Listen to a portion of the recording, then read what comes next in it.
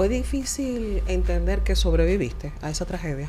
Dios no es un Dios de castigo. Por favor, dejen de decir palabras de consuelo vacías. Que el silencio también era una muestra de solidaridad.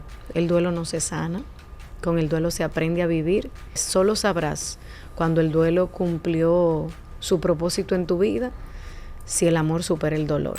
Si quieren evitar los tapones en el peaje, coloquen su paso rápido debajo del retrovisor de su vehículo y recarguen su saldo antes de viajar. De esta manera van a asegurar su correcto funcionamiento y van a evitar multas por saldo insuficiente. Adquiérelo en tu punto de venta autorizado e instálalo correctamente siguiendo las instrucciones del manual. Esta es una campaña de RD Vial.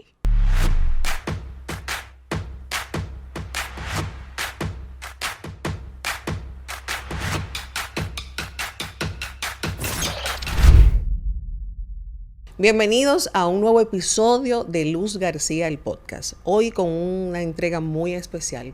Ustedes recuerdan que el colapso del techo de la discoteca Jet Set ocurrió el pasado 8 de abril de este año, un hecho que enlutó a toda nuestra nación. Muchos vivimos el desasosiego, la tristeza y un dolor colectivo se sentía en el ánimo de todo nuestro país. Nuestro invitado es uno de los valientes sobrevivientes de esta tragedia. Con tan solo 26 años vivió en carne propia el caos y el miedo de este fatídico día. Hoy comparte su testimonio para honrar la memoria de quienes se perdieron y para exigir justicia. Su historia es un ejemplo de resiliencia y de esperanza en medio de la adversidad. Para mí, una persona muy querida, Jay Jiménez. Hola, Jay. Hola, mi querida Luz. Que el abrazo llegue fuerte a ti. Gracias por aceptar esta invitación. Decía que para mí alguien muy querido, pues eres hijo de alguien que marcó mis inicios dentro de la comunicación, sí, de Gavilán Gaby. Sí. Con él inicié a hacer radio aquí en la República Dominicana y tengo que decirlo, claro. Te he visto a ti desde chiquito. Sí, la realidad, eso hablábamos por teléfono cuando hicimos esa primera llamada y para mí es un honor, de verdad, poder estar aquí por tratarse del tema que se trata. Por tratarse de ti, como te lo hice saber, el respeto, la admiración por lo que eres como persona y también como profesional, siendo una digna representante de la buena comunicación que se hace aquí en nuestro país. Gracias. De verdad, un orgullo, un placer estar aquí. Y lo propio para ti, hoy estamos entre comunicadores. Sí. Porque aunque iniciaste en la pelota, o era uno de tus sueños, Sí. La pelota, la comunicación te llamó. Sí, completamente. Y imagínate tú, me llamó como tú me conociste desde chiquito, porque estando entre esas aguas de radio, televisión, música, merengue, tiene mucho que ver. Fíjate que me gusta mucho el merengue y viene de ahí. No sé si recuerda, papi fue pues manager de artistas. Y también creó un propio grupo de merengue, se llamaba Staff. Y bueno, por ¿verdad? Ahí, Staff. Yo me había olvidado de esa época, sí, de Staff. Esa época fueron algunos, creo, si no me equivoco, papi, tú me corregirás, creo que fueron 3 años de ese grupo de merengue. Y bueno, por ahí viene todo, comunicación, pasión por el merengue, bailar merengue.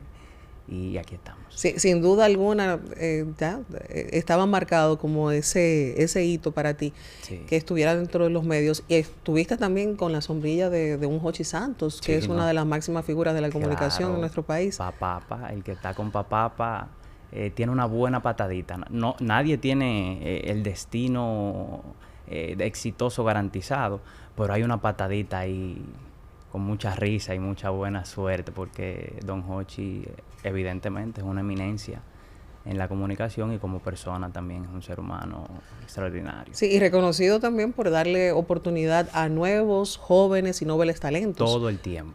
Desde que yo veo televisión, que era llegar los sábados de jugar pelota y llegar con la cabeza grande que quiero ver divertido con Jochi. Y eso era un toque de queda todos los sábados, cuando era los sábados, antes de pasar a los domingos. Y desde ese tiempo veo precisamente gente joven, desde el coro, del programa, gente joven, fresca. ¿Cómo que dice el coro? ¿Cuál de ellos? Déjame ver. Bueno, levanta la mano si te gusta divertido. Levanta la mano si te gusta divertido. No, eso fue esa temporada ahora reciente con esa mezcla que hizo tía Edilenia, para ella un fuerte abrazo. Eso, o sea, fue una locura. A nivel de la acogida que le dio el público. Y ver a Don Hochi rodeado de gente joven que queremos hacer comunicación como él la ha hecho, buena, con entretenimiento sano, con risa, eso fue una locura. Cuando pasa, para entrar en materia, Sí. Lo del Jet Set, ¿se enteraron todos esos amigos? ¿Te llamó un Hochi para tener solidaridad contigo? Mira, desde que eso sucedió, porque yo subí 2 historias, porque yo de verdad estaba muy contento. Yo había celebrado mi cumpleaños 7 días atrás. Y bueno, a raíz de que la persona con quien andaba, que pretendía que fuera mi novia en un futuro no muy lejano, lamentablemente subí esas historias y quedó en la mente de la gente que yo estaba ahí. Gente que lo vio en el momento, horas después, en la mañana, y esa fue la alerta para todo el que me quiere y se preocupa por mí. Es decir, tú subiste una historia de que ibas a estar esa noche en el Jet Set. No, que estaba ahí. Que estabas alrededor de las 10:45, 11 de la noche. O un poco más tarde, que fue a las 11:40 cuando Ruby subió al escenario. Y entonces ahí subo las historias. Y de hecho, como yo siempre hago, con una forma jocosa, digo, el Jay de 50 años, porque me gusta el merengue. Y como sabemos, no hay una cultura de que en nosotros los jóvenes nos guste verdaderamente el merengue. Lo vivamos, lo queramos bailar, disfrutar. Y yo soy así, y eso fue lo que puse. El Jay de 50 años, prendido, de forma jocosa. Sin saber en lo que iba a deparar la noche. En lo que iba a terminar. Ese Jay de 50 años estaba celebrando los 26. Los 26 años, apenas.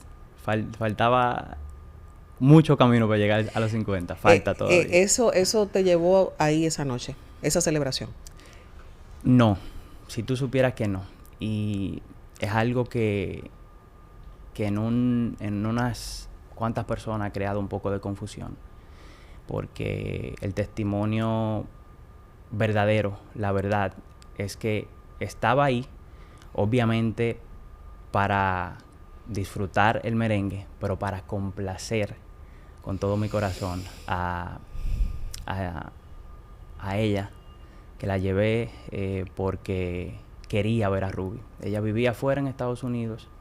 Ella me había comentado en 3 ocasiones, y como yo digo, el hombre que deje pasar la tercera está quemado. ¿Tú querías complacerla? Claro, desde el fondo de mi corazón yo dejé que llegara la tercera. No sé por qué sucedió así. Yo como que, ok. Pero la tercera yo dije, no, es que ella quiere ir. Ella quiere ir y yo quiero complacerla. Y me gustaría que podamos tener ese momento, bailar y disfrutar un artista que a ella le gusta. ¿Estaban solos esa noche o andaban otros amigos? Estábamos solos. Nosotros llegamos y en la puerta me encuentro entonces con personas que conozco. Dentro de ellas la madre, que en paz descanse, de mis amigos de colegio de hace muchos años. Ellos son 4 hermanos que quedaron sin su madre, y cuando nos vimos ahí en la puerta del Jet Set, ella es la que me ve y me dice, mi hijo, ¿cómo tú estás? ¿Cuánto tiempo? Y yo la saludo con mucho cariño porque era un ser humano extraordinario. Y bueno, cuando nos sentamos, que entramos, cosa de Dios, para bien de ese compañero que estuvimos juntos trabajando en El Escogido, ahora recientemente en la temporada, y él me ve de lejos y va y me saluda, y nos saludamos. Hey, Eric se llama, él es venezolano, el chamo le dicen. Y ahí él me dice, no, voy a estar por aquí porque no tengo asiento. Y yo le dije, no, papá, pero como que tú vas a estar por ahí, ven, siéntate aquí, al lado mío, quédate aquí. Habían 2 sillas enfrente, pero estaban vacías. Y lo que yo no me imaginaba es que esas eran de mi mesa también. Y se sentó contigo. Él se sentó conmigo, pero al lado. Esas dos quedaron vacías. Aquí viene algo que me sorprendió cuando subí el video en días pasados. Y es que él se sienta, perfecto, se queda ahí todo el trayecto, pero el mesero va y me pregunta que si esas dos sillas yo estoy esperando a alguien, si la van a ocupar. Y yo le dije, no, ¿por qué? Me dice, porque tengo una pareja que no tiene asiento y si la puedo ubicar aquí. Yo le dije, claro que sí, sin problema. Y se sentaron al frente. Una pareja relativamente jóvenes, los veía trentones, casi 40. Y bueno, el caso es que recibo por el testimonio del video un párrafo que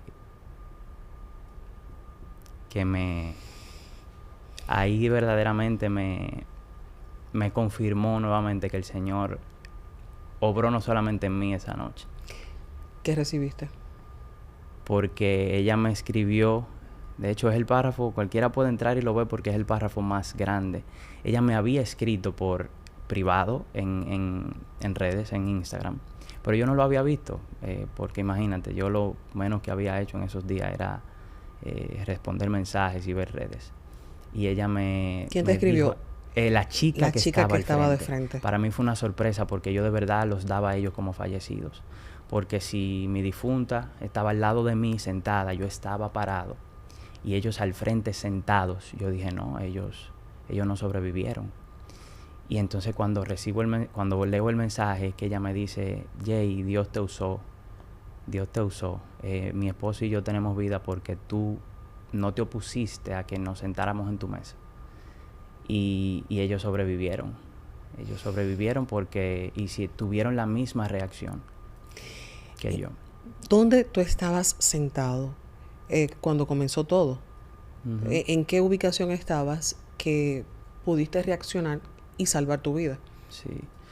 Yo desde el inicio, por eso mantengo siempre que Dios orquestó que el que sobrevivió como yo desde el principio, Él lo quiso así, porque la ubicación es, como tal vez has escuchado, cerca del bar, cerca de estos lugares donde no estaba el techo central, no se vio afectado ese lugar. Mi mesa estaba más cerca que lo que tú y yo estamos, del bar. O sea, a mí me pasaban por el lado las personas que se paraban al bar a pedir. Y por eso fue que yo me salvé. Tal vez hubiese sobrevivido, como yo digo, pero el cuento hubiese sido totalmente diferente.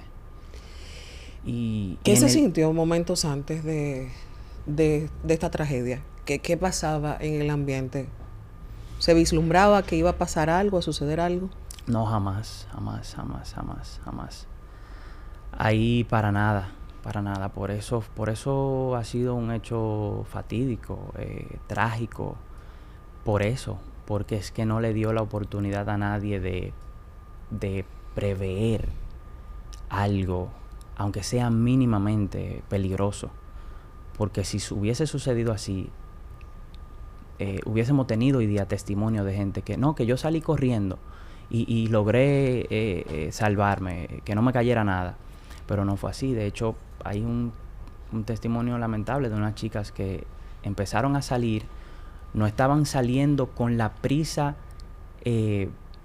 prevista, porque lo que se cayó fue un plafón y porque de repente habían, no sé qué más se pudo ver alrededor, pero por lo que he escuchado a través de los días, goteras constantes en un lugar, el plafón que se cayó, que cuando se cae el plafón sale un pedazo de lona, y fue lo más alarmante que pudo suceder.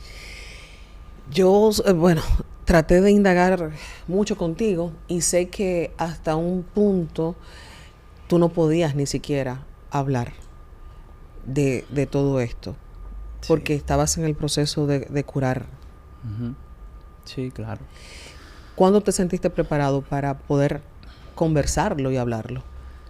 Fue un proceso, no sé si largo o corto. Sé que lo viví, que lo sigo viviendo. Tenía la intención de hacerle saber a la gente que me quiere, que se preocupa por mí, porque lo estaban, ya que yo no estaba muy presente en WhatsApp, en redes sociales. Pero cada vez que empezaba a escribir lo que sentía, Te desplomabas. me quebraba. Y escribía 3, 4 líneas y soltaba eso, como decimos. Y yo dije, no, pero es que yo no puedo.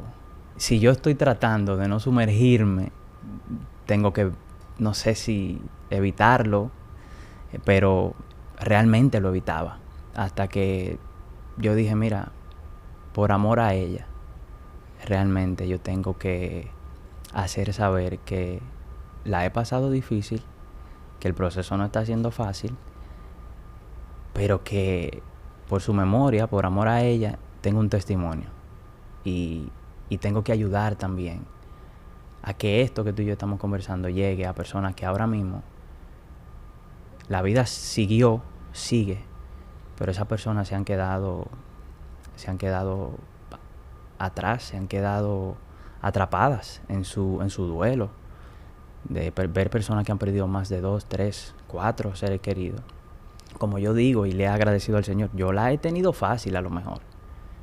Cuando yo pienso en esa persona, ahí es que yo doy rodillas con más fe.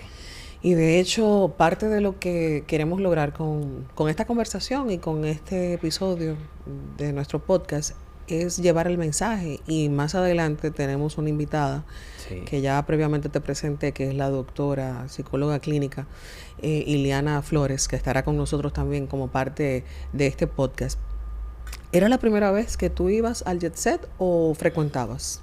No frecuentaba, era mi primer lunes de Jet Set.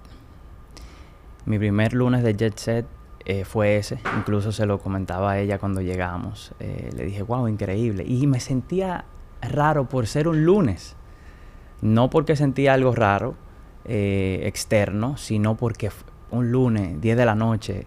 Porque yo no, el que me conoce, me conoce a nivel personal, no soy mucho de estar en la calle, en discotecas. Y ha sido lo más lamentable de personas que fallecieron. ¿Cuántos días se quedaría ella aquí en el país en esa visita?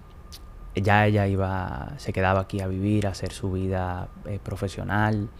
Incluso tenía intenciones de seguir estudiando, preparándose. Ella era profesional, era gerente en uno de los gimnasios más grandes de Estados Unidos y Canadá. Ella vivía en Canadá. Y ella a su corta edad ya era gerente, o sea, era una estrella. ¿Tenías planes a futuro con ella?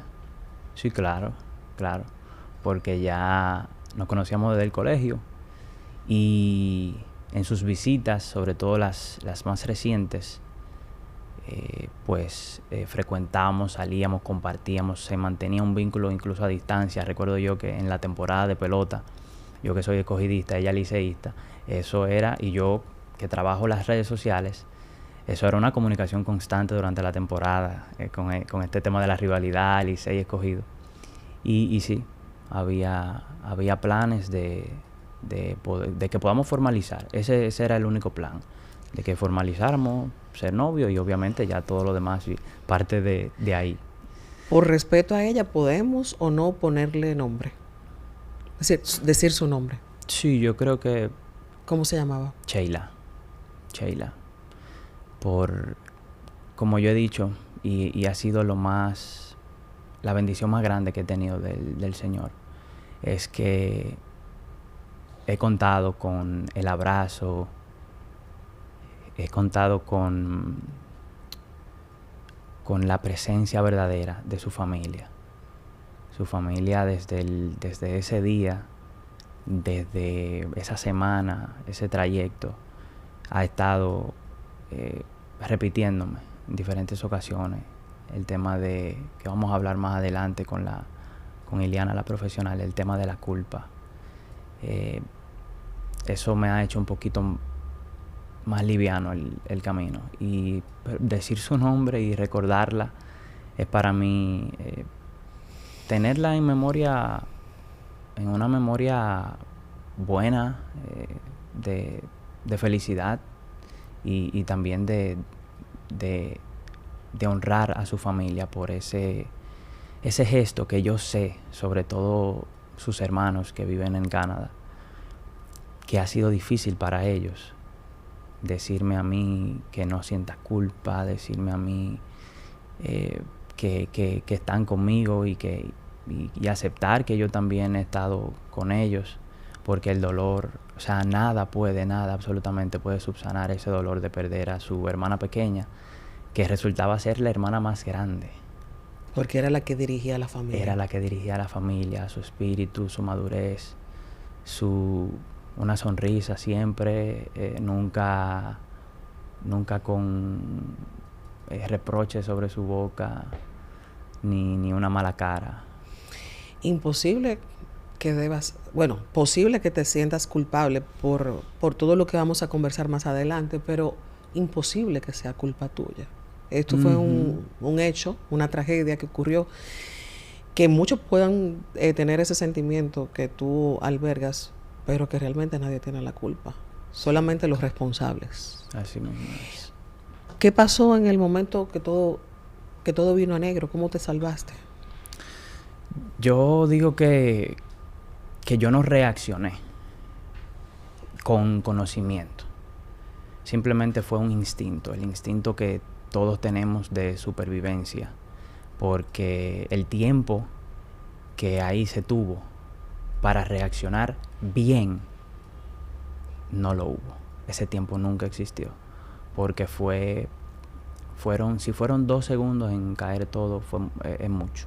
Estoy hablando de mucho tiempo. Todo se desplomó y tú te lanzaste y yo hacia la barra. Y exacto, entonces yo me tiro al bar porque literalmente estaba a un brazo de distancia del bar, y entonces esa fue mi reacción. Mi reacción fue lo que yo recuerdo vagamente, que yo entre tratar de ver si puedo agarrarla a ella y tirarme hacia el bar, ahí mi cabeza no pierdo el conocimiento, pero yo pierdo noción de mí. O sea, cuando yo abro los ojos, yo digo, ¿y cómo yo estoy aquí? ¿Cómo yo llegué aquí? Porque yo abro los ojos y estoy arriba de la barra. Y cuando abro los ojos, entonces, ¿qué veo? Todo destruido. Todo oscuro. O sea, yo miré hacia arriba y la oscuridad, desde ahí te permitía ver las estrellas. O sea, eso era lo que se veía. La penumbra de la noche, del cielo, más nada. Y obviamente, pues quienes estaban atrapados, que empiezan a vocear, a pedir ayuda.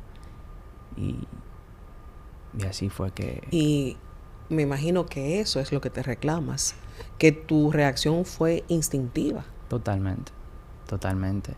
Ha sido la razón de mi dolor. Ha sido la razón de no poder, de no haber podido ayudarla a ella. Aunque sea que yo me pudiese llevar, o que ahora mismo yo hubiese tenido una satisfacción de que verdaderamente yo intenté ayudarla. De ahí nace la culpa, el sentido de culpa, ese sentimiento. Pero como tú dices, o sea, en un hecho donde no hubo tiempo, yo no manejé mi reacción. Entonces, yo me machaco, me doy duro, pero luego entonces soy compasivo conmigo, porque yo digo, si yo ni siquiera pude asimilar lo que sucedió y manejar mi reacción, ¿cómo realmente iba a poder ayudarla? En tu caso, todo pasó muy distinto a otras historias. En tu caso, pudiste salir prácticamente de manera inmediata. Sí, claro. Es decir, no hubo recatistas en ese momento, no hubo médicos. Trataste de buscar y de escuchar su voz, o de buscar una reacción de Sheila. Exactamente. A eso me dediqué desde que abrí los ojos y veo todo este polvo y la oscuridad. Mi amigo, que estaba al lado mío, lo mismo, se recupera, y entonces yo le digo, viejo, ayúdame a llamarla. como él no la conocía, le recordé el nombre. Se llama Sheila, acuérdate. Vocea, vamos. Y entonces empezamos a vocear. Y a tratar, un poquito desesperado, de tratar de movilizarme y de mover los escombros que me quedaron al frente. O sea, igual, o poco menos de un brazo de distancia. Porque cuando yo me levanto, no puedo moverme mucho y intento mover escombros. Y lo que hago es que me empiezo a cortar la mano. Entonces yo digo, no, espérate. Me estoy cortando la mano, o sea, y pesa. No es que me estoy cortando y puedo levantarlo, pesa. O sea, sí, no puedo con eso. Y sin saberlo, quizá por producto de la adrenalina, lo descubrirías tiempo después, estabas herido. Ah, exactamente, exacto. Tenía un golpe en el pecho que ya me doy cuenta después de toda aquella travesía de salir, coger mi vehículo, ir a mi casa, avisarle a mami y a papi de lo que me había pasado. No tenía mi celular, le tomo el celular a mi mamá. Y todo eso en cuestiones de minutos. De minutos. Y voy a donde su familia. Yo incluso quería ir primero donde su familia, porque que yo tenía la esperanza que ella, y todos la teníamos, de que ella pudiera estar atrapada con vida, aunque ella aunque yo no tuve respuesta de ella cuando yo la llamaba. Pero lo hice así. Luego de que busco el celular para estar comunicado, entonces voy donde su familia. Cuando sales en ese momento de los escombros, sales por la vía del bar también, sí, me imagino. Exacto, por todo el perímetro. El perímetro del bar, todo ese alrededor hasta llegar a la puerta de atrás. Cuando logras salir, ¿ya habían ayudas? ¿Ya estaba llegando rescate al Jet C? No, todavía no. Todavía no recuerdo haber visto movimiento, porque salimos a los 10 minutos. ¿Qué pasa? Salimos porque empezaron unos cables a hacer contacto con agua y a chispear. Y entonces yo le digo a mi compañero, viejo, vámonos, porque esto es un peligro. Y ella no me responde. El cuento hubiese sido diferente si yo la escucho, si yo sé que ella está ahí. Tal vez intentamos algo. El cuento hubiese sido diferente. Sí, si hubieses tenido un rastro para seguir. Exactamente. Para poder socorrer en ese preciso momento. Uh-huh. Hiciste lo correcto. Y saliste a buscar la ayuda debida. Sí, y a evitar algo peor. Porque también todo era tan confuso, porque en ese momento hasta por la mente te pasa que si se cayó ese techo, ¿por qué no se puede caer el que no estaba cubriendo en ese momento, que era el del bar? O sea, ¿qué te garantizaba a ti que eso entonces, minutos después, con ese techo abajo, que no tiene tal vez de dónde agarrarse? O sea, todo pasa por tu mente en cuestiones de segundos. Y tú lo que accionas es a preservar tu vida, tú habiéndote salvado como yo me imagino que también nosotros. Se queda uno como en un estado de shock. Totalmente. ¿Qué te pasaba por la cabeza en ese momento? ¿Escuchabas tú otros gritos? Uh-huh. ¿Voces de alarmas? Sí, claro. Eso era lo que se escuchaba, pero yo ni bien que me percaté con precisión de todo eso. Porque, como tú dices, o sea, yo accionaba, yo estaba actuando, pero yo ni el corazón me sentía. Yo no recuerdo cómo palpitaba mi corazón. Era un estado de shock. Y yo lo único que tenía en mi cabeza era ella y su familia. O sea, para mí en todo eso era ella y su familia. Yo tengo que ir con su familia ahora mismo. ¿Te parecía eso un sueño? O una pesadilla, mejor dicho. Pues eso pensé cuando me veía ya en el piso. Creo que te lo comenté cuando hablamos por teléfono. Me sentía como un mendigo, como una persona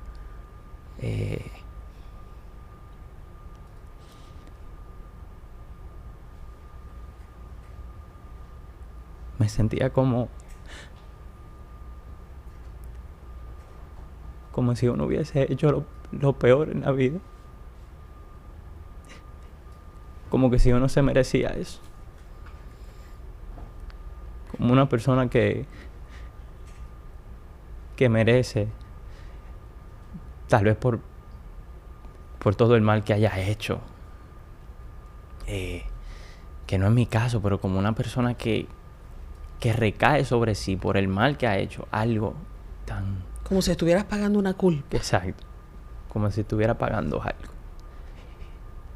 Y esa ha sido la conversación con el Señor, que Él ha sanado en mí. O sea, Dios no es un Dios de castigo. Dios no es un Dios que permite que tú vivas cosas así para hacerte ver una prueba, para castigarte, para maltratarte. Y así yo me sentí. Yo recuerdo que el amigo, mi amigo Saúl, que su madre estaba atrapada, fue que me vio. Yo estaba descalzo, sucio, obviamente, por todo el tema de los escombros. Y yo tenía los pies extremadamente sucios, pero, o sea, yo me di cuenta que yo estaba descalzo porque él me dijo, ¿y qué tú haces descalzo? Ven, yo tengo unos crocs ahí en el vehículo. Y me facilitó unos crocs y recuerdo que días después fue que yo fui a su casa cuando nos vimos a darnos ese abrazo de esa vivencia del duelo, y le devolví la chancleta que me prestó, pero fue un sentimiento muy, muy oscuro. Permítame darte una servilleta. Sé que desde que iniciamos esta conversación se quiebra la voz, aflora una vez más el dolor. Y este es el momento, no lo iba a hacer aquí, en este momento, pero sí me gustaría que este fuera el momento idóneo para que nuestra invitada, Iliana Flores, se integre a esta conversación. Gracias, Jay, te lo repito, por aflorar o dejar que tu corazón hable. Yo sé que no es un proceso fácil, que es un proceso difícil. Bienvenida, Iliana. Iliana ha estado todo este tiempo escuchando esta conversación. Sí. Qué honor. Hola, Iliana. Jay, me uno a tu dolor. Gracias. Y de verdad, Luz, gracias por la oportunidad de unirme en la persona de Jay al dolor de una nación. Totalmente. Porque en mi condición de especialista, pero primero de humana, este fue un evento que marcó trascendentalmente mi vida. Y realmente a nivel profesional uno siempre piensa que la capacidad de asombro se va a perder en algún momento. Sí. Por la naturaleza de mi trabajo, yo formé una unidad de duelo completa en un cementerio privado. Y bueno, pues yo entendía que ya mi nivel humano, frente a las pérdidas, como que tenía una madurez. Uh-huh.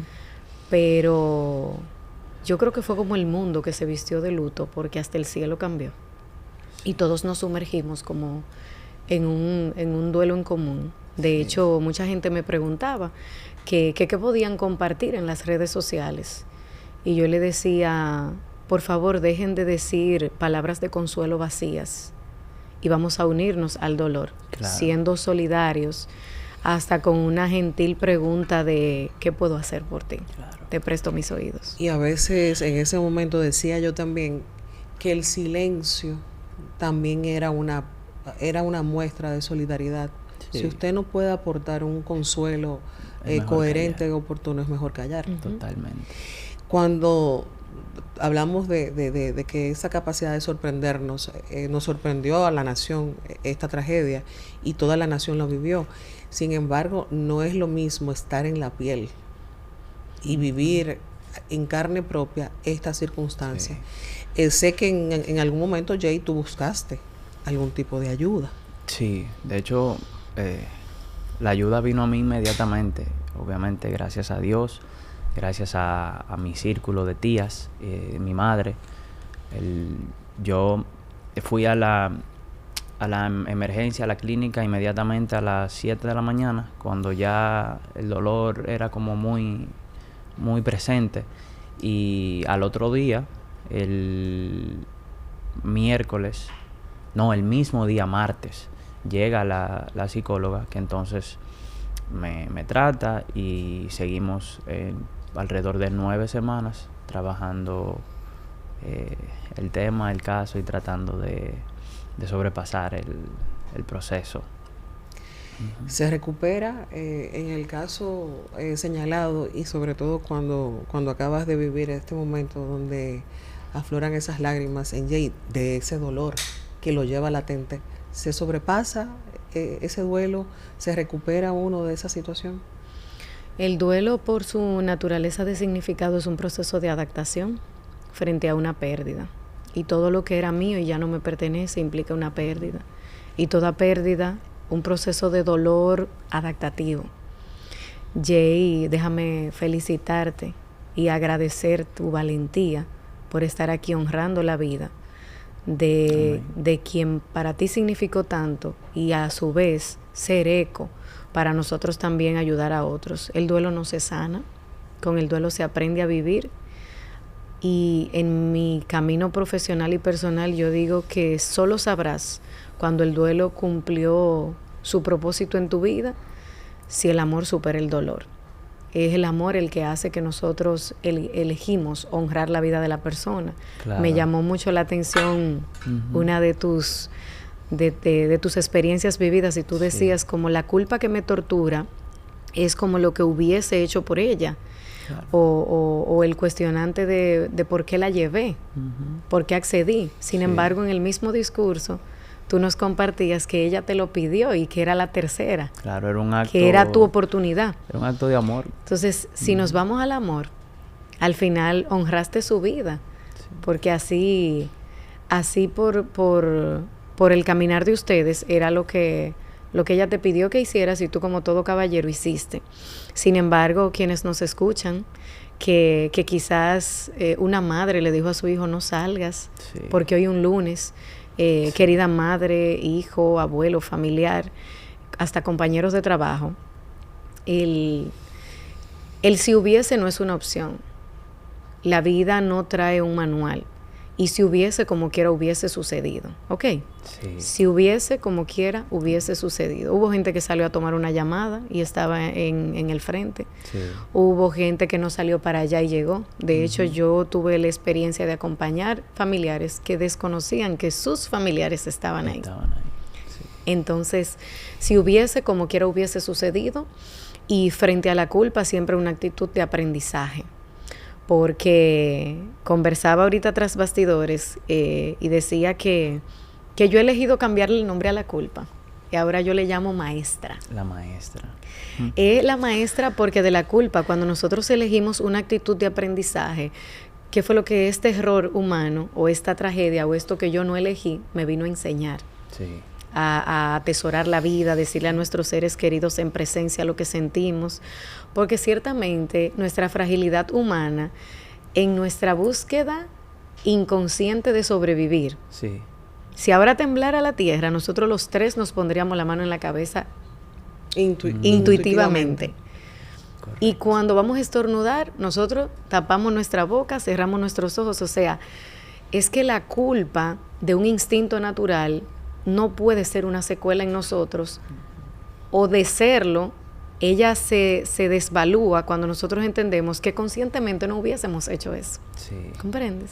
Entonces, para todo aquel que está viviendo todavía hoy la raíz de la culpa, sobre todo la amargura de que las noticias pasan y la realidad queda, yo les diría que honremos la vida de quienes ya no están físicamente con nosotros. Y muchas veces por instinto, por ese mismo instinto natural, nosotros hacemos algo que llamamos estímulo evitativo. No hablemos del tema, no suban fotos, no publiquen. Entonces, en ese orden, lo que se hace es guardar un duelo sin resolverlo. Por eso yo te felicité y te decía que gracias, porque estabas honrando una vida. Y se reviven sentimientos y emociones, pero yo estoy segura que no eres el Jay de hace 15 días. Ni vas a salir de aquí siendo el mismo, porque hoy tú estás eligiendo honrar su vida, alzando y honrando, memorando anécdotas e historias que quizás familiares desconocen. Claro. ¿Fue difícil entender que sobreviviste a esa tragedia? ¿Cómo lo pones en balance y en perspectiva? Mi segunda palabra, luego de la culpa, sobre todo en esas primeras semanas, era la aceptación. Aceptación. Yo necesitaba aceptar que eso sucedió, porque te puedo decir que las primeras 3 semanas era un sentimiento de que yo le escribía a mis amigos y le decía a mi mamá, o sea, yo quiero que alguien, cuando yo me despierte, yo quiero que alguien me diga que todo está bien, que eso no pasó, que fue una pesadilla, que fue un sueño. Y que tú te vas a despertar. Y que yo desperté de eso. Ese era mi sentimiento. Pero me ha tocado, porque precisamente trabajándolo con la psicóloga y dándome cuenta que para poder estar aquí hoy, he tenido que aceptar que pasó. Y que yo estuve ahí y que hoy estoy aquí, no porque sí, sino porque hay un propósito. ¿Cuándo empezaste a agradecer?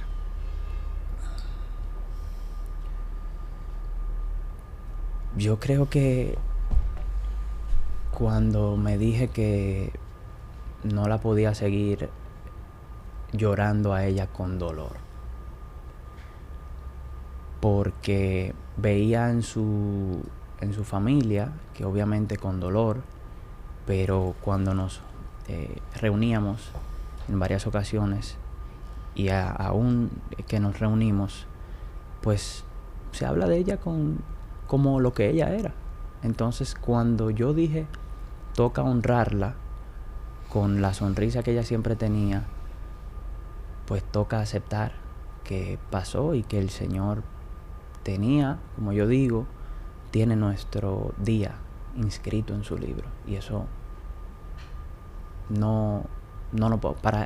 con eso no nos podemos oponer.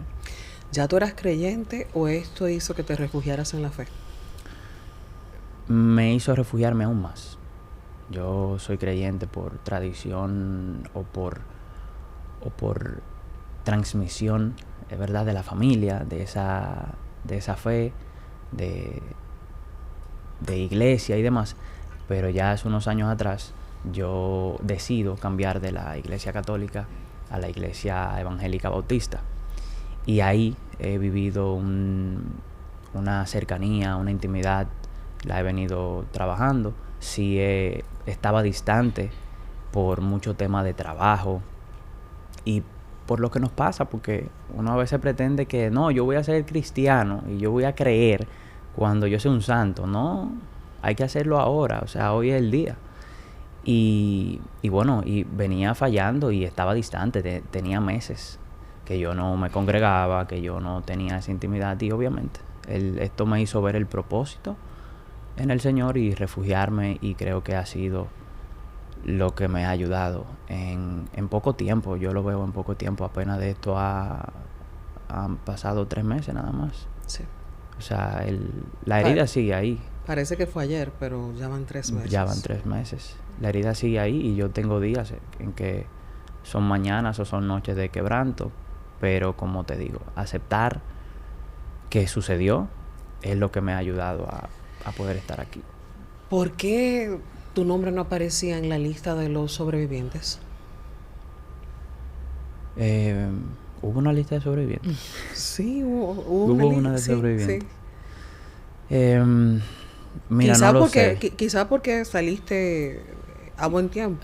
Rápido, exacto. Sí. Bueno, y también tengo el conocimiento de que el tema de la lista de sobrevivientes, a lo mejor fueron los que se reportaron como heridos. Sobrevivieron, pero heridos, por el tema que llevaba no sé qué institución, el tema de que está herido en un hospital, en tal, y porque ese era el protocolo que se estaba llevando a cabo. Anotarlos, los heridos, para que los familiares que estaban ahí desesperanzados y angustiados supieran que salió, que fue trasladado, que salió pero sin vida. Hace 3 semanas y a muchos nos llamó la atención, y de hecho a raíz de ese video fue que quise contactarte y conversar contigo. ¿Te sentiste preparado en ese momento? ¿Para hacer el video? Para hacer el video. Yo sí, lo hice porque, como te decía, yo no quería hacerlo. Y porque me quebraba. Pero me llené de fuerzas. Me llené de el amor, el cariño, el bien honrarla a ella. Y también de aceptar que la vida sigue.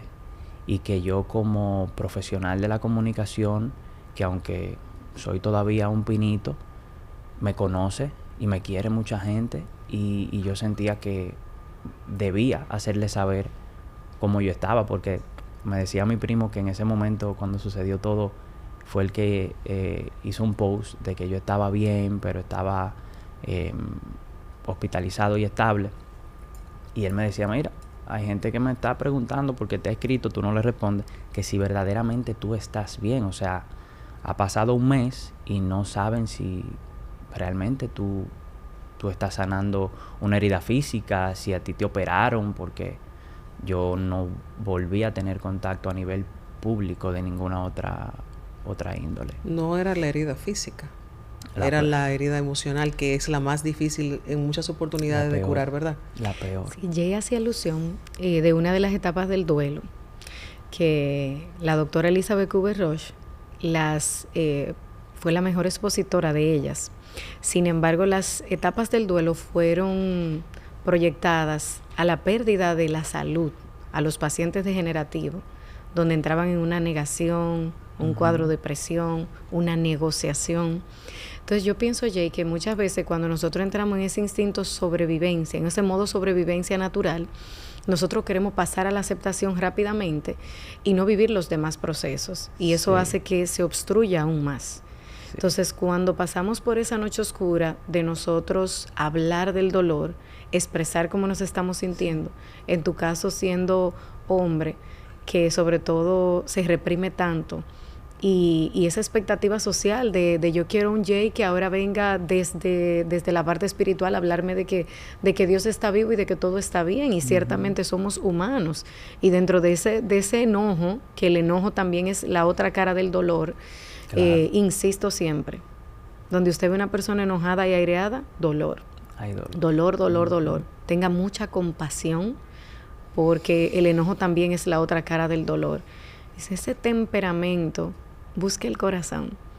Entonces, para poder llegar ahí, a esa aceptación, nosotros tenemos que manejar una de las etapas que se llama negociación, que me llamó mucho la atención tu discurso, porque hay una parte entre lo emocional y lo racional que van ahí, que te dice, yo quiero culparme, yo quiero castigarme desde lo emocional porque yo la quiero para atrás conmigo. Eso fue lo que yo perdí y estoy en un proceso de adaptación. Pero lo racional me dice que lo hice todo y que estuve ahí y que nunca hubo una llamada que me dijera estoy aquí o ven por este lado. Y es lo que te ayuda a salir un poco del dolor. Exacto. Cuando tú aplicas lo racional. Entonces, como una mezcla ahí entre lo emocional y lo racional. Ileana, yo sé, y no sé si soy infidente comentándolo, pero sé por la conversación previa que tuve con Jay, que en algún momento abandonaste la terapia. ¿Cómo puedes percibir tú si Jay ha salido del proceso o ha vivido los procesos lógicos para lograr una sanación? Que ojo, Luz, brevemente, cuando tú mencionas Jay, cada persona que nos ve, que se imagine todas las personas, su nombre, que cada persona sepa que está viviendo este duelo. Incluso, como yo digo, yo creo que soy el ejemplo tal vez más sencillo, porque perdí un ser querido, personas que perdieron, ahorita lo documentamos, 2, 3, que están pasando por este proceso, y que puedan aplicar lo que tú, Ileana, estás compartiendo. Bueno, pues una de las herramientas más sanadoras que tenemos es el transformar ese dolor en un homenaje al ser querido. Entonces, el video de Jay nos dice cómo va su trabajo por dentro, cómo su corazón quiere, a pesar del dolor, seguir diciendo que Dios es bueno, vulnerándote, humanizando tu proceso y dejándole saber a aquellos que todavía no pueden postear una foto, escribir un mensaje, entre líneas, despedirse de un ser querido, que el proceso va a favor. ¿Qué temo más? Que un Jay que ya esté en discotecas, que esté bloqueando sus emociones, que esté reprimiéndolas, que esté esquivando. Sí. Por otro lado, esas emociones, cuando tú las aceptas, las vives intensamente, a tu ritmo, pero intenso, porque es un dolor latente. O sea, estar aquí es un acto de valentía muy grande para él poder decir, y esa expresión natural de cuánto extrañas, cuánto dolió, cómo sufriste, y aquellos que de una forma u otra tengan la duda o la inquietud de si honrar o no a su ser querido. Yo he tenido casos que de verdad honro a esas personas que han elegido decirle sí a la vida y empezar a hacer lo que a sus seres queridos les hubiese gustado que ellos estuvieran haciendo, hacer donaciones, ir a familias más vulneradas que quizás quedaron con cuadros económicos muy críticos, y decir, bueno, si ya que no tengo mi hijo voy a hacer una obra social, o ya que mis padres no están, vamos a utilizar estos ingresos para ayudar a otras familias. Todo eso es resignificar el dolor, todo eso es honrar la vida. Hoy hablamos del duelo en el caso específico de personas como Jay que sobrevivieron a la tragedia, pero hay otro tipo de duelo. Hay el duelo de los que perdieron al ser querido, y está también el duelo que vive la familia alrededor. Sí. ¿Cómo lo ha vivido tu familia, tu mamá, tu papá, que vivieron el dolor de que te pudieron haber perdido, pero también viven tu dolor en su piel? Claro, sí, ellos de igual forma afectados. Obviamente esos primeros días en el que ellos se han repetido una y otra vez, oye, lo hubiésemos perdido fácilmente. Es una obra de Dios, Dios lo preservó, lo cuidó, Él se salvó, pero lo han vivido ese dolor, y creo que conjunto conmigo lo han ido también sanando, aceptando. Ya hay un estado de normalidad donde cuando en ocasiones yo soy muy de refugiarme en mi habitación y vivir ese dolor, pero cuando se ha dado la oportunidad de que ellos sientan mi dolor, pues se unen, lo viven conmigo, y la palabra fortaleza, la palabra fe es la que siempre está sobre todo en la boca de mi madre. Después de vivir un momento como este, ¿se vive con tranquilidad o se vive con miedo?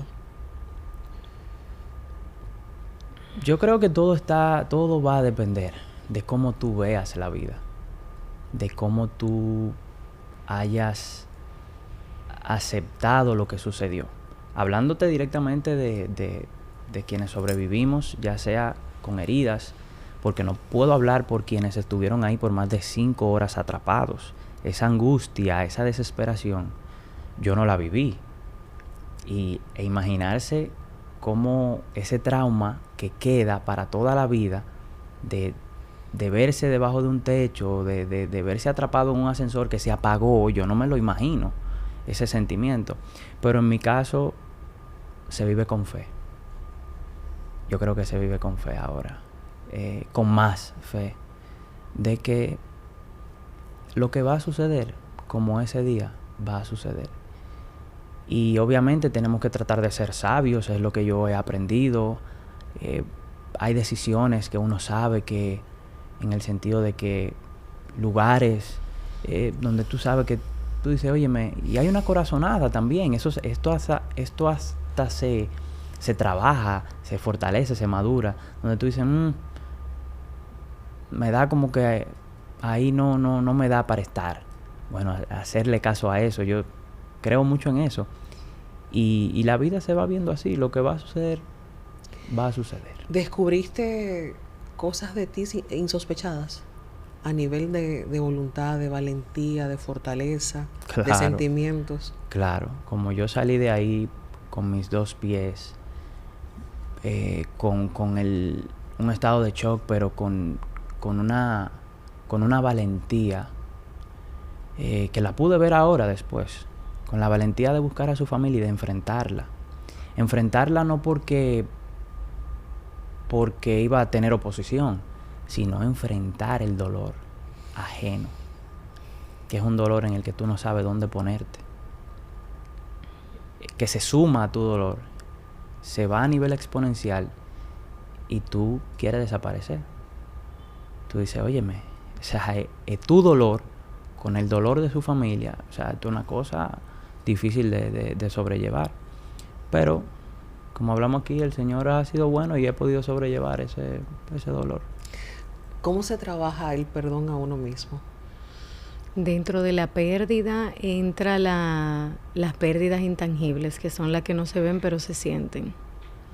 Ese estado de incomodidad con la vida, esa pérdida de la ilusión, la capacidad de empezar nuevamente a trabajar, a integrarte poco a poco, ese cuidado físico, porque la culpa es tan traicionera que ella te lleva incluso a olvidarte de ti mismo. O sea, la venganza o el castigo ante una persona que está manejando culpa es no alimentarse correctamente, dejar las herramientas de autocuidado a un lado.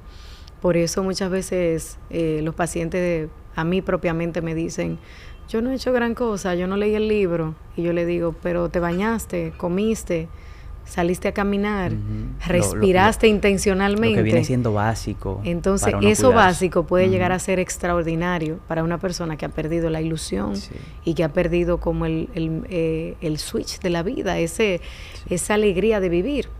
Entonces, el perdonarse a uno mismo es un acto de amor para mí y para todo el que me rodea. Porque la compasión comienza con uno y se le da a los demás. Claro. Entonces, yo creo que aparte de ser una gracia, también es una decisión. Elijo perdonarme, elijo aprender de lo vivido, elijo aferrarme a la vida. Yo particularmente siempre digo que la pérdida se me transformó en ganancia, porque acompañar en el dolor me ha hecho ser una persona más optimista. Duro menos tiempo resentida y perdono a los demás y vivo intencionalmente cada día, y eso le motivo a esas personas que hoy están traspasando el dolor y que les cuesta honrar la vida de sus familiares alimentándose bien, volviendo a la vida, trabajando. Hay madres totalmente inhabilitadas y yo le pregunto, pero de ese hijo estar aquí, ¿qué te diría que hiciera? No, él me dijera que me ponga a trabajar, que él no me quiere ver así. Entonces conectan con la vida y vuelven y dicen, ¿tú sabes qué? Yo voy a honrar la vida de mis hijos, yo voy a honrar la vida de mi papá. Y evidentemente desde la compasión personal hacia la que le puedo tener a los demás, juzgando menos y comprendiendo más. Sí, totalmente. En tu caso, ¿qué estás haciendo para honrar la memoria de Sheila? Bueno, lo primero que estoy haciendo es llevar sobre mis manos estas 2 pulseritas sencillitas que me las regaló su madrina, que tanto quiero y la siento como una tía casi madre, por todo el amor que decía que ha venido de su familia. Y esto es lo primero que hago para honrarla. La tengo casi siempre así o en una mano y siempre la llevo conmigo. Pero en la vida, así diariamente, es recordar cuando veo esa foto, la última foto que le hice, una sonrisa hermosa, y lo que hago es tratar de seguir con esa sonrisa. El que me conoce sabe que me gusta contagiar con la energía, con la sonrisa, con lo positivo, con lo bueno. Y sumarlo a eso que ya soy, sumar esa sonrisa de ella y como ella era. Y recordarla esa noche bailando y disfrutándose, sonriendo. Eso es lo que me ha dado la fuerza. ¿Te has soñado con ella o de cierta manera has sentido que te acompaña?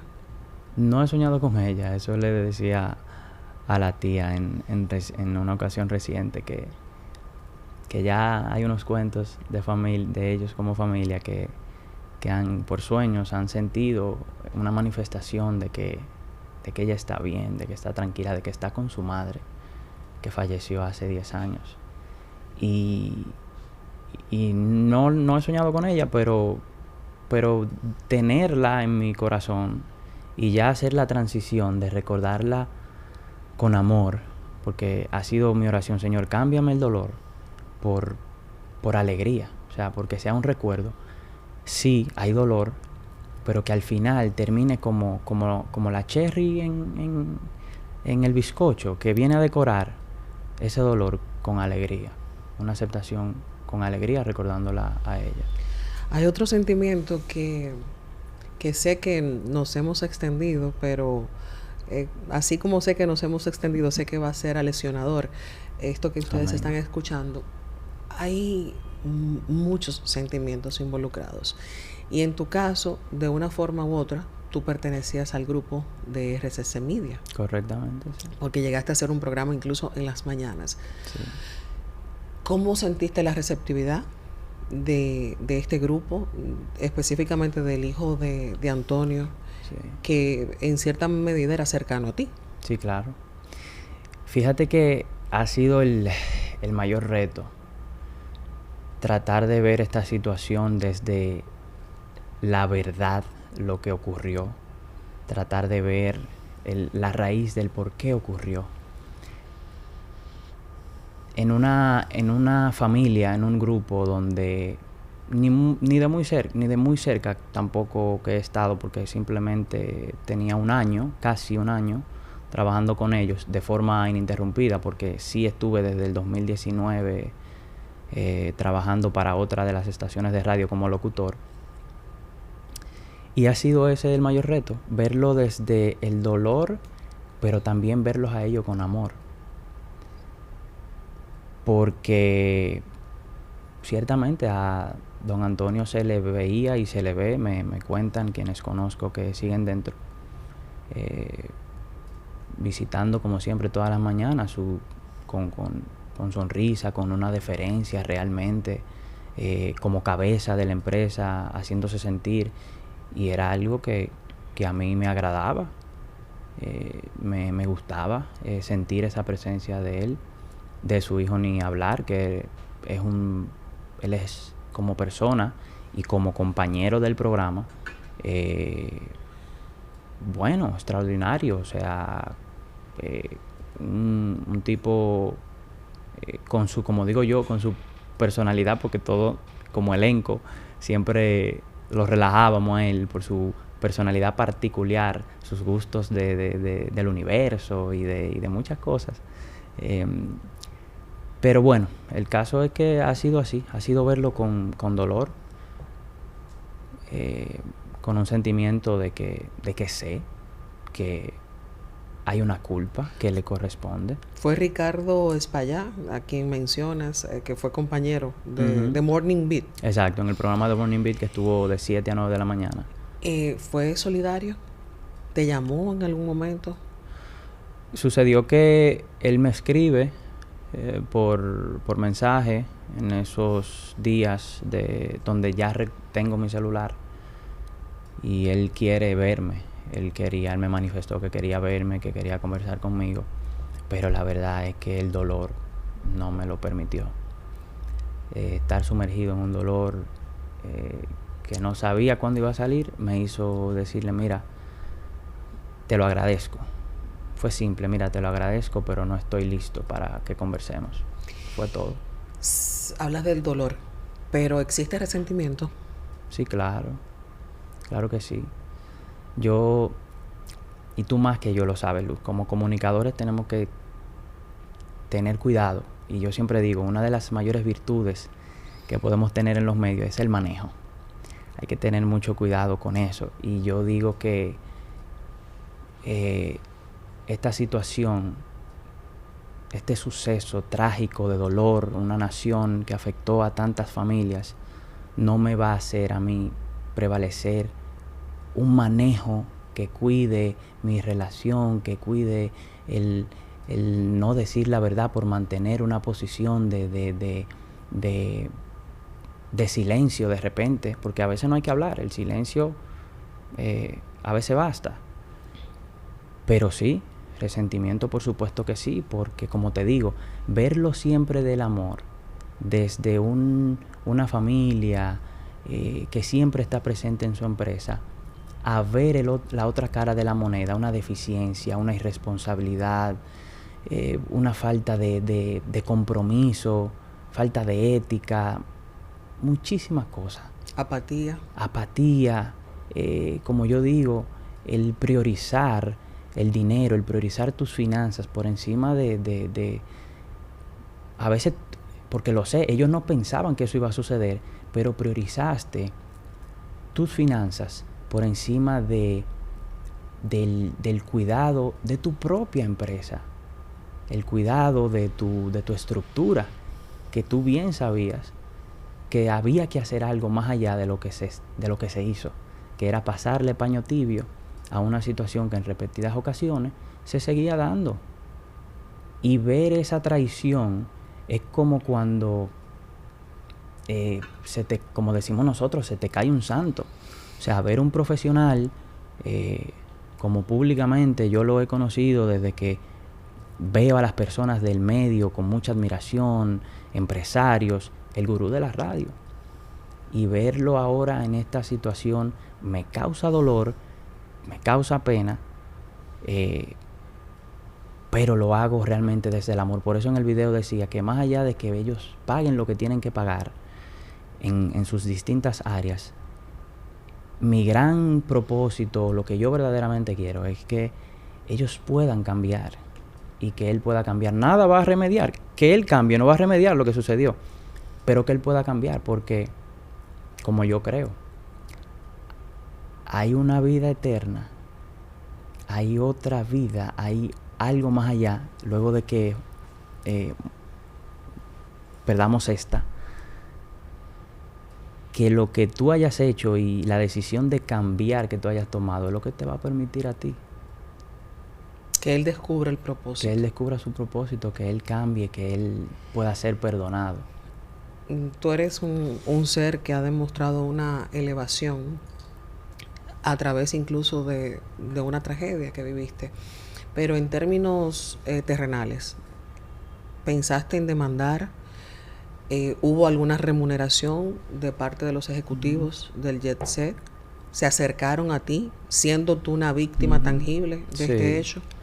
No, realmente no sé cuál era la intención del acercamiento cuando me escribieron, pero eso para mí no ha sido ni una inquietud, no me ha pasado por la cabeza el recibir remuneración, recibir ayuda. Porque como yo digo, o sea, el dolor que he vivido no se repara con dinero.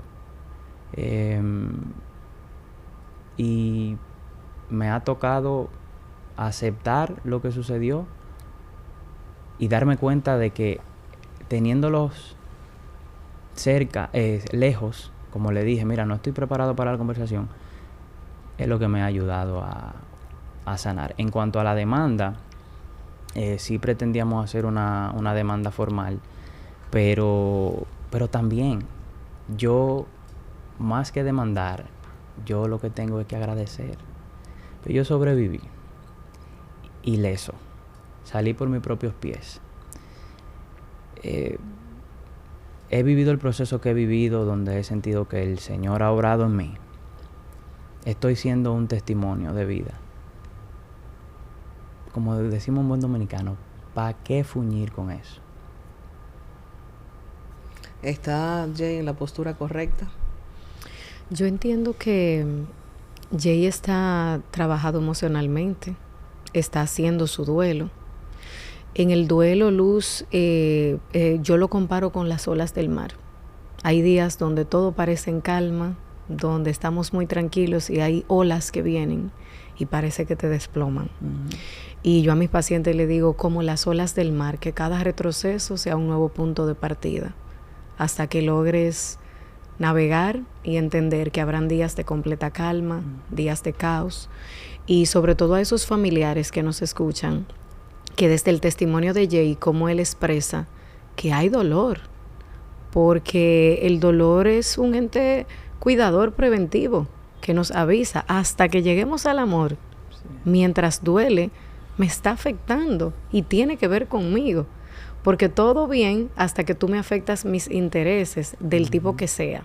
Sí. Entonces, cuando nosotros llegamos a esa racionalidad de decir, estoy en un proceso, somos seres humanos, pero también somos seres espirituales viviendo una experiencia humana, es como donde el hombre encuentra el sentido de su vida, desde una analogía espiritual, profesional, personal, porque esas caídas como que nos ponen pie en tierra. Y me gustaría, pues claro que sí, decirte que entiendo que tu proceso va muy sano y sobre todo sano en el sentido no solamente espiritual por el lenguaje que estás manejando, sino por lo racional de esos días negros donde tú reconoces que estuviste incapacitado de publicar redes sociales, de expresar, de hacer homenaje, que en otro caso puede ser contrario, Luz. Puede ser personas que vimos muy activos en mecanismo de alerta, respondiendo, grabando videos, haciendo frente. No han procesado el dolor. Entonces, el trauma en este tipo de duelos prima. ¿Consecuencias a largo plazo de personas que no se trabajan adecuadamente ese duelo? Duelo no resuelto son personas que tienen mal manejo emocional, sobre todo en el aspecto laboral. Porque el ser humano es feliz sirviendo y amando. Y cuando tú tienes una debilidad en el amor o un enojo en el amor, tú te vas a volcar en el servicio. Desde la arrogancia, desde el dolor, desde la exigencia auto y hacia los demás. Entonces, esa hiperproductividad viene de un duelo que está siendo no procesado. Porque Jay detuvo sus labores para poder reconectar con su dolor y volver en esta versión mejorada que ya tiene más amor que dolor. Sí. Luz, permíteme brevemente preguntarle a Iliana precisamente eso que tú comentas de cuáles son las herramientas, o sea, cómo uno trabaja el dolor, la aceptación, cómo uno puede volver, qué uno tiene que hacer para poder volver a, vamos a llamarle que la normalidad, a poder sintonizar con eso que uno hacía antes y empezar también, quienes perdieron un familiar, pues recordarlo y tenerlo en memoria y honrarlo como tú decías. Hay algo que es inevitable, la asistencia a terapia, a tener un acompañamiento profesional. Yo soy testigo de eso y obviamente lo comparto a quien no lo ha hecho, eso es necesario. Pero si no tuviésemos que llevar algunas herramientas, algunos tips, que obviamente yo soy el primero que me lo voy a llevar, pero para... Y esa es la intención, de que seas tú el que cuestione qué te llevas. Claro. Entonces a la audiencia que ha pasado por este difícil proceso, como yo decía, de perder más de un ser querido, ¿qué en lo cotidiano, en lo diario, puede hacer para volver así, para recuperarse, para vivir su duelo? El primer paso, Jay, es conocerse. La verdadera libertad es el conocimiento de uno mismo. Cuando uno sabe qué es lo que quiere, yo quiero volver a trabajar. Entonces yo necesito enfocarme. Yo quiero sanar mi relación con mi mamá que estaba obstruida y que la perdí.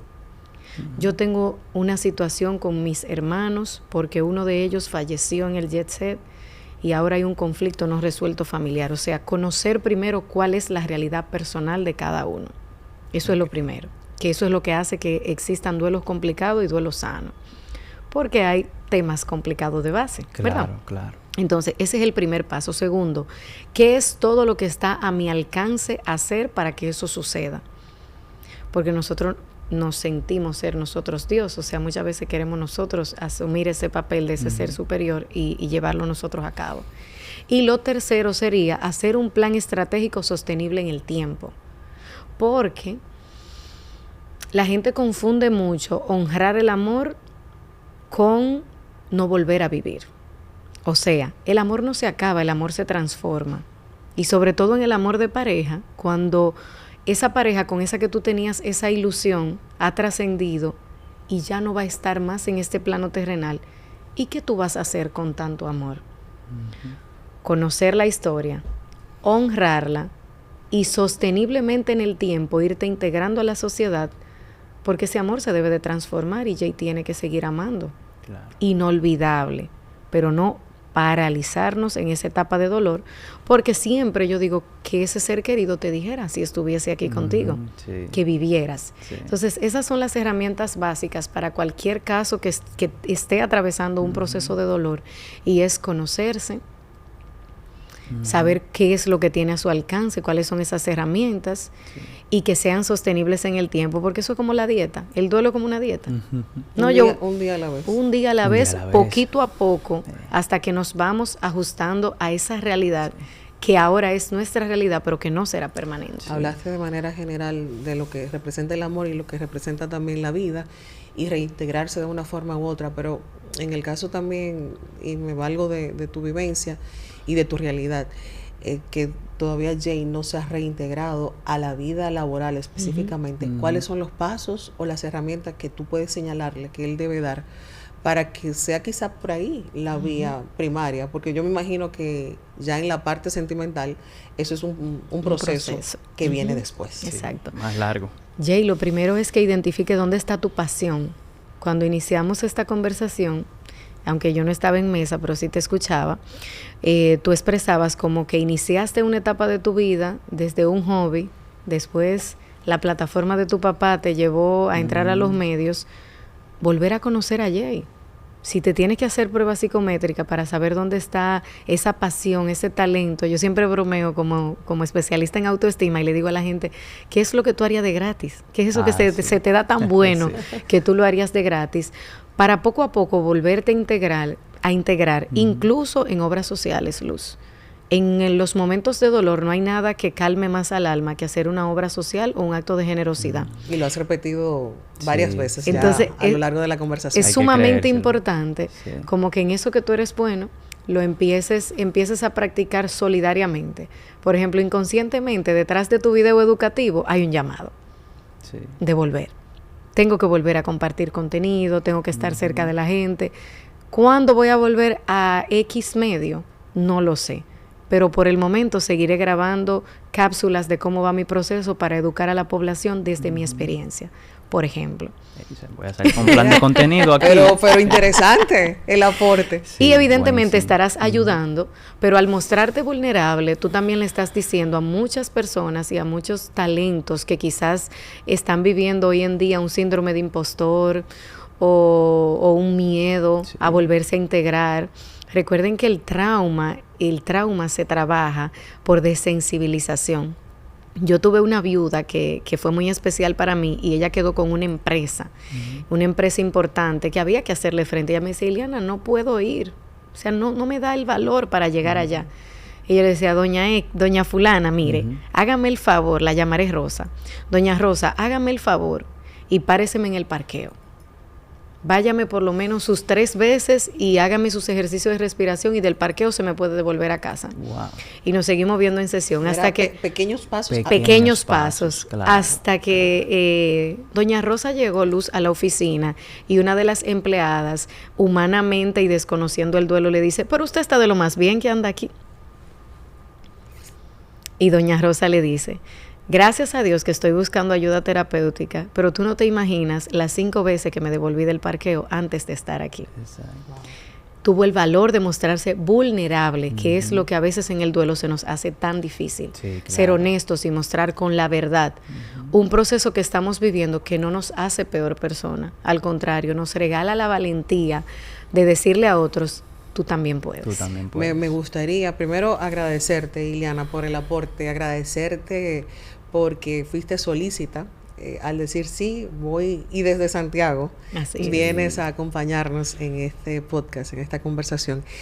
Pero mandar un mensaje para finalizar a esas personas que están alrededor de alguien que está viviendo el duelo y que en muchas oportunidades, como también se muestra la sociedad misma en muchas oportunidades, poco empática. Un mensaje para poder ayudar a esos que están viviendo un proceso difícil. Bueno, querida población, desde mi compromiso ético, social, moral, espiritual, quiero dejarles saber que lo más importante en el dolor es la comprensión hacia quien está viviendo el dolor. Que no midas exabruptamente el niño que está agrediendo, que está mordiendo, que no sabe manejar sus emociones y que ha tenido una pérdida que nadie le ha podido explicar. Si eres un adulto cuidador que no tienes las palabras para explicarle al niño lo que ha sucedido, quiero decirte que a los niños no me le digas mentiras. Lleva la verdad a la dimensión que un niño pueda escuchar. Algún día él tendrá conciencia y es posible que vea este video o una conversación pasada y te diga gracias tía, tío, amigo, vecina, por haberme explicado qué fue lo que sucedió y que eso me doliera menos. El hecho de que el niño no pueda preguntar ciertas cosas no significa que no esté viviendo emociones fuertes. A los adultos que están viviendo el manejo de la culpa, el haber sobrevivido, el haber escuchado notas de voz traumáticas, recuerda que tu ser querido no es la llamada de alerta, ni mucho menos el mecanismo de defensa que utilizó para sobrevivir. Hay momentos que son la única oportunidad que la persona tiene en su defensa de expresar algo, pero eso no quiere decir que ese sea tu familiar. Quédate con las experiencias vividas y honra su vida desde lo que a esa persona le hubiese gustado que tú hicieras. Y a ti, adulto de tercera edad o persona envejeciente, que sientes que ya no vas a aportar nada en la sociedad, que te gustaría haberte ido con el dolor o haberte ido con tu ser querido, quiero decirte que si aún estás aquí es porque tu proyecto no ha terminado, porque aún haya vida, hay una persona que puede ser un gran educador, un gran evangelizador, y recordarles que hay un momento de misericordia que puede estar sucediendo aún en segundos debajo de escombros, y que Dios en su infinita bondad les dé la paz y la fortaleza a todos los que aún no han llegado al amor y que están en el proceso de atravesar el dolor. Desde mi corazón, muchísimas gracias Luz por hacerme parte, gracias Jay por abrir tu corazón ti, Liliana, y vulnerarte. Gracias. Para nosotros con herramientas emocionales y con mucho compromiso, poderle seguir diciendo que sí a la vida y sobre todo con mucho amor para poder transformar cada día las experiencias que nos toquen. Gracias por ese mensaje de amor tan poderoso que acabas de dejar como legado de este podcast. Jay, yo quiero agradecerte a ti desde el amor, desde la resiliencia y desde el perdón. Gracias. Quiero que seas tú que cierre con un mensaje poderoso esta entrega. Y gracias. Y se quedan muchas cosas por conversar sobre la comunicación y sobre el porvenir. Tranquila, que hay mucho, Jay, Dios mediante. Amén. En lo adelante. Hay vida. Gracias por la oportunidad de poder compartir esta vivencia, este testimonio que, como lo hablábamos desde la primera llamada, con la intención de poder servir a quienes están pasando por el proceso. Y como decía Ileana, aquellos que todavía no han visto luz. No han visto luz al final del túnel. Y sabemos que es así. La vida de la nación, del país, de quienes hemos sobrevivido y hemos tenido que enfrentar la vida, ha continuado.